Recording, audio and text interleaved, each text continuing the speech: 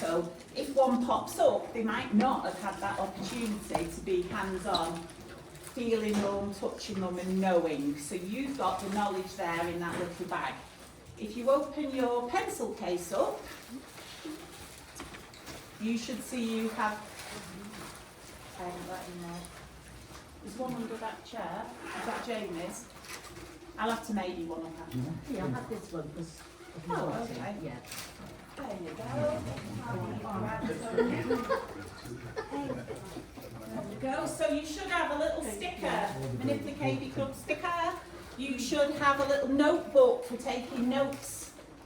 Yeah, there's some fun guinea pig stickers. You should all have a ruler. I know some of you do not have a ruler, so if you haven't got a ruler in your pencil case, because my second order only came yesterday, tell me.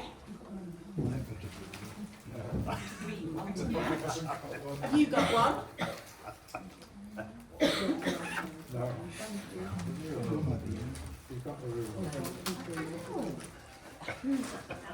You got one? Anyone else not got one? Sure, there's more than two without, but anyway. Okay, Hazel, I have Here, got one. can I have that? We haven't said we've got one there, otherwise a spare. Thank you very much. Okay, right. And then you've got one of these little cloths. Yeah. So I'm going to suggest that we use these to just pop them on whilst we're waiting at the judges' table, because they're not always ready for us. They ask us in plenty of time, which is brilliant, but they're not always ready to pounce on them. And we do know that little Minipli do have accidents. Our under fives haven't yet been well toilet trained and board trained. So I'm suggesting if you just pop your little cloth there, and then if there's a wee, we can just mop it up and then it's clean for the judge. Okay? Presentation is everything, so I'm going for that today. So we're not expecting a fire today in this building. If we did have a fire, we would exit the same way we came in. If that entrance is blocked, we can go out the side entrance at the back there. We do have a one-eyed greyhound in with us today. He's called Roger. He's Matt's dog, but he's in the lounge and he's not going to bother anybody at all. If you need to use the toilet, they're just over there. There's a disabled toilet, boys and girls. I think that covers just about all the health and safety. Obviously, if we're putting drinks on the floor, just watch that you don't knock them over. If you do, just run to Matt, get some paper towel and mop it up. All right? I'm going to talk about the Minipli first, then we're going to have a break for lunch. You've all told Matt what you wanted, I think, now for your dinner. So he's going to be busily preparing that. So we'll get refreshments again then, and then we'll come back for an hour or so on how to prepare a pet and things that can go wrong with your pet, because I think that's really important too. And then finally, we will sign off with Hazel's feedback form, because Hazel loves a bit of feedback. This feedback will go to BCC and it will be shared with the NCC, just so that they know we've actively done something as a group, and then hopefully we can move forward. So that's the general idea here. I can talk for England, so don't worry. If I waffle on, just put your hand up and go like that, move on, yeah? That's absolutely fine. I've actually done quite a few talks now on the Minipli, and I've written articles for Norway, for the Czech Republic, and for France, and for another country which escapes me at the minute. However, I also did a talk in Russia with absolutely no knowledge that I was going to be doing in a Minipli talk, and I did 4 hours in Russian. Can't speak a word and they couldn't understand me, but we made it, okay? So diagrams are everything. If you're not a visual learner and you like to listen, you can close your eyes and I'll just keep going. We're going to do a lot of kinesthetic learning. We're going to get our kids out. We've got a lot of Minipli breeders and showers here today, which is fantastic, and I really do thank you all from the bottom of my heart for making this journey. We're going to have a look, we're going to examine them, we're going to touch and feel. We're not going to pick them out. That's not what we're here for. We're just going to learn from today. All right? We are recording this today. 2 people are recording it. We've got Jamie and Martin recording it. Jamie is going to hopefully be able to send this to the BCC reps, and then they will have a better understanding of what us as Minipli breeders and exhibitors are trying to do. So I hope everyone's okay with it being recorded. It may only be your voices that are heard. Both cameras are focused on me at the minute, so we'll go with that. So I brought the Minipli back into the UK because doing your research like you do, you find out that they've been here once before. But when they came once before, they weren't really what we're actually showing at the moment. So we can scrap them because they're not as we now know the Minipli. So the Minipli came from Germany and Belgium. And in Germany, they had a short-haired lunk. Now it's really important that we know it was a short-haired lunk. It was a defective gene found in the luncaria. And it made what was known in the UK when it came over as the curly. And this is your light bulb moment, okay? Because the curly didn't have many curls, but it had a very short coat that didn't have any division in it, and it didn't have a frontal. And at the time, that's what they called a curly. So when I brought the Minipli, they said to me, oh, that should be called the curly. Why is it called a Minipli? Because it's got more curls than the curly. So it is as it is. This is the short-haired gened luncaria from Germany that we knew as the curly. So bearing this in mind, could I just have, yes. The breeders then in Belgium and in Germany, they decided that they wanted to create a shorter haired, curly coated pig. So they used the curly and we used the alpaca. So Cheryl's very kindly brought an alpaca along today, because I know you've all probably seen an alpaca and you kind of know what it looks like. I think it's always good to have one. And it was good when I took him to Devon. So this is Batman, okay? So Batman has a parting.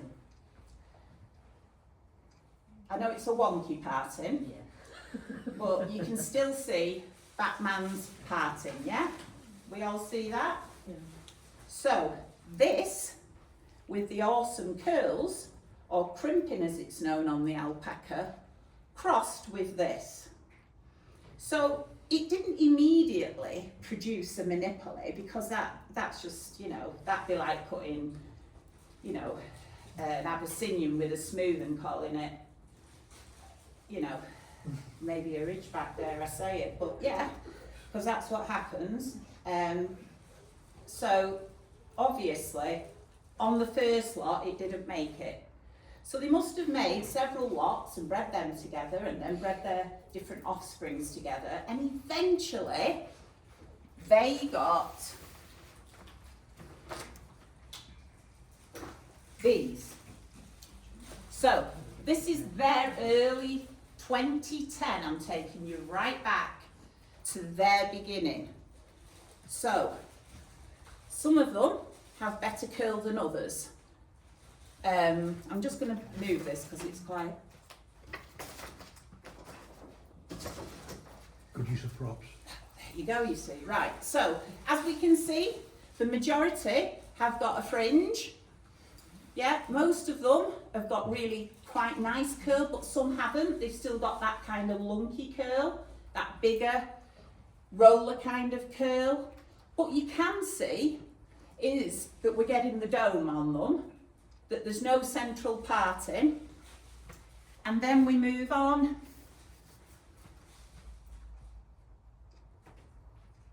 And I think at that time, this was their masterpiece pig, okay? This was their awesome pig when they got to that level. But I inquired, and these are very early 5 to 8, so they're only like 5, early 6 months. So their adults tended to have quite long coats, and I know that the breeders out in Holland, specifically who've been working with me, have enjoyed the fact that I have produced a lot more than them, and therefore I'm further on, but when I go out there I take them some of those pigs to put in with theirs.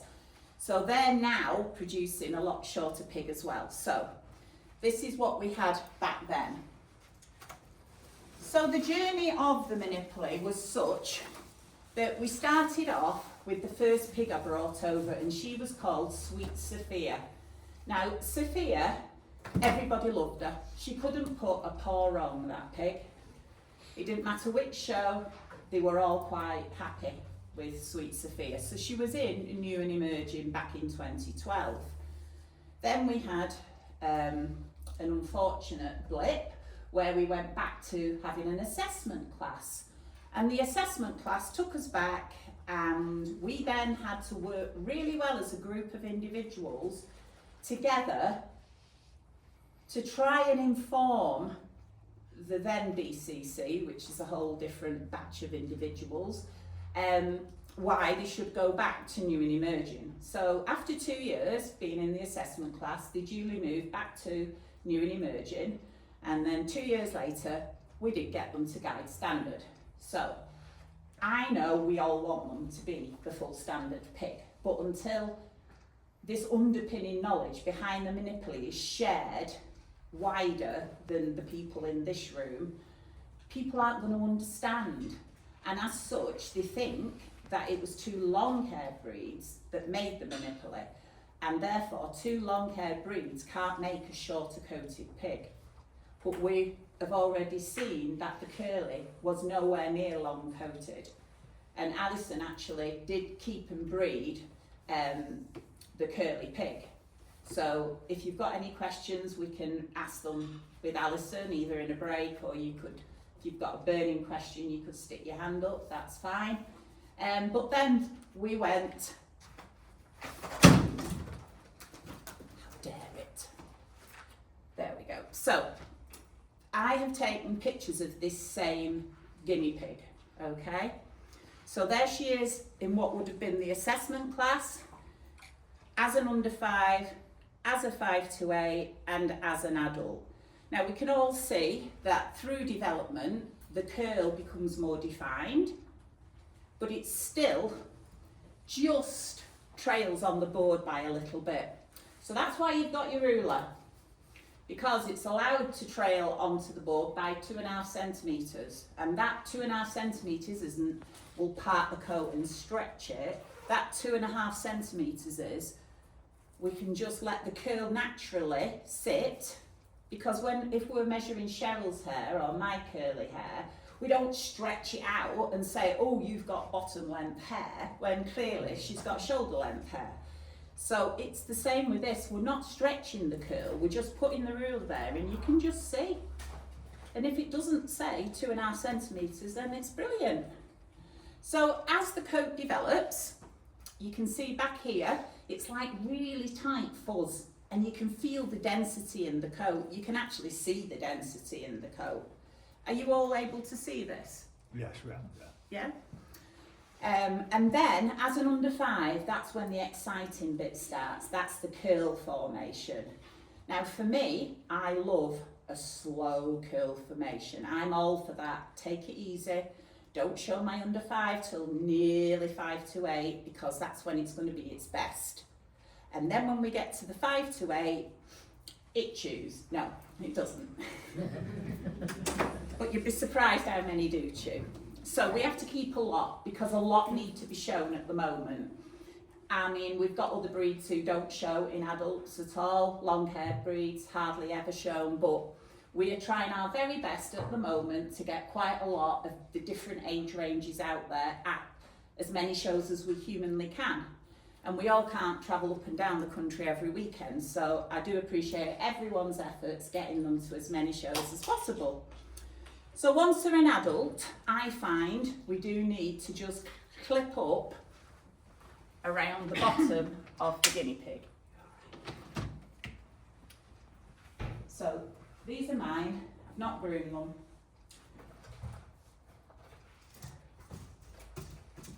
but that's how it would look. And if he was to sit on that, the sawdust or the bedding that you use would eventually take a little bit off. And I don't want to do that because that'd be cheating really, wouldn't it? So I just get me hand like that. I know he's got all bits and I know you're all cringing. Get me little claws, put it round my fingers and then take my fingers out. And that means it's not really tight then. So I'm happy to show anybody who wants to learn how to put a clip in. And then I just leave him like that. He doesn't get a clip anywhere else. I know some other people put a clip in here as well, depends what your pig likes. If you're starting off with a teeny tiny clip first, and then you make your way up to a bigger clip because they spin around the cage, they hate it at first. So just a little tiny one, even when they don't really need it, then that really does help. So, just to prove that we did it more than once, this is Dolly. And when Dolly, I took a picture and popped her on the internet, and this was when I popped her on the internet, and Belgium contacted me and said, "Wow, you have made a Minipli." And that's the first time she ever said it. You've got there first. You have made what she had in her head. And she was thrilled. So that was little Miss Dolly, and she goes from the assessment right through to adult there for you all to see. So And what year was this? Dolly, she's only just died, so it'll be about 5 years ago. So I'm just going to pop these here. And we can move on to here. So we went guide standard. The first time out at guide standard was at Doncaster 2024. And she won. Out of 77 guide standard guinea pigs, Oliver Joyce judged, and she was first out of 77. We also got 3rd, 4th, 6th and 8th with Miniplis. So I know those people are here too, so well done. We had almost a clean sweep, just a Swiss that bobbed up at the time that took the 2nd place off us. So there we go. So one of the things about the Minipli is the curl. Now the curl on the Minipli coat is a corkscrew. We can't call it anything other than a corkscrew because that's what it is. You can see here, it's like your wine bottle opener, yeah? Now I appreciate other breeds have also used the same terminology. And back in the day when we were going from the assessment class to the new and emerging class, we were given words to use that had already been used and approved by the then BCC. And at that time, the Lunkaraya was using the word corkscrew. So because that had been accepted, it was given to us as well. So even though the difference in the curl on the pig is huge, this is a lot tighter corkscrew than the very loose kind of roller-like curl that the Lunkaraya has. Now one of the things that's interesting is the whiskers. Now I have noticed that they have an awful lot of curl in their whisker. They almost have matching corkscrew whiskers. And I have found a correlation between the whiskers and the curl on the coat. So when they're born, you can see whether they've got curly whiskers. And then you know those are going to be the better babies because of the curly whiskers. So the curls, they're just like a little mass. Not every whisker has to have a curl, but the majority do have. You can see, you can come up and look at these after. There's more pictures around the room. So I like to look at those whiskers. And what the Germans have asked me to also say, whilst we're here, because I've had some recent dialogue with them, obviously, is that they also should have hairy ears. So on the inside of the flap, it needs to have fur. You got fur on yours? Yeah, a little bit. Mm. But Okay. it's really coarse on the Minipli, isn't it? Yeah, it's really coarse, Really yeah. coarse. So, curly whiskers, good ears. Yes? Is that even when they're adults? Who? The curly ears Yeah. on the inside? Yeah, Because yeah. obviously tennies have curly, have hair on the inside, and then by the time they're sort No, of no. wiped away. They have it, yeah, they keep it. Keep it, they like it. But it's just somewhere else for us to have to just clean and make sure they've not got all gunk in the fur on their ears. Yeah, it's a wax container. Yeah, exactly. So, we then turn the Minipli over and we have a look at its belly. So, it has a lovely curly belly, really nice, and it's a trap for hay, okay? The hair on it is so tight at times that if you've got a seed in it, you can actually get it quite stuck, and it does take some little preparation work to get it out of the hair on the belly. But we do want a nice dense belly with nice curls forming. Obviously no guinea pigs were harmed in the making of that photograph. So yeah, so they have, like we all know on every guinea pig, the nails need to be kept short, because if they've got an itch in their coat and they've got really long nails, they're going to itch and then yank a curl out, and then if the foot gets stuck, they're going to chew the coat. So there's going to be a few different scenarios where you need to make sure that these toenails are always kept short, okay? And then it comes to the housing of them. So I normally keep mine with the mums until they're 3-4 weeks old. Then I divide the siblings up, because there's those I'll be keeping and those I'm not bothering with. And it's like that for any breeder, with any breed of guinea pig. They're not going to keep the full litter. There's too many in a litter. Some litters there's 6, others there might only be 2. So you might have a difference of opinion when you have a look and you say, well, both don't look so good at the minute, so run them on for a little bit, bottom hutch them. It's always nice to open a bottom hutch and find something's blossomed in there while you weren't looking. So I then have got a block of 12 hutches, and they've got a divider in each one so that they can see the buddy next door. So nobody's technically on their own, although they are on their own, but it does tend to cut down the amount that chew the coat because they're not with anybody else. So if somebody does chew the coat and they were a real big hopeful for me, I would then take them out and just pop them in a group, because I'm not keeping them to show then, they've moved on, but I'm saving them for a different purpose. Or it could be somebody else who's really interested, they want to get started, and that's absolutely fine too. That can all, can move them on that way. So I then separate them and they live just on their own. Mine are on sawdust. I have a puppy pad first, sawdust, pat it down. Don't want any loose little bits flying around, it only gets in the fur, makes some itch. Then I put a nice thin layer of nice hay, pat that down like that, yeah? And then I put the guinea pig on top, sat. Food bowl.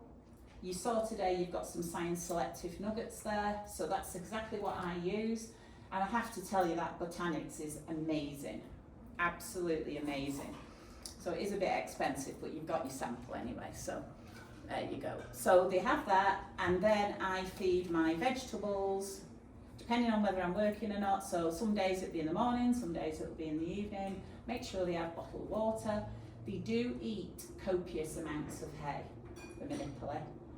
Not quite sure why they eat more. They eat more than my teddies did, my Swiss do. They just stuff their faces with good quality hay, which is what we want. Hay should make up 95% of their diet, followed by some nuggets, some fresh food and some water. So that is the Minipli there for you. So what I'm going to do is now we're going to have a little look at what I have out for when I'm preparing. So if you want to stop that one and then we'll go to another one.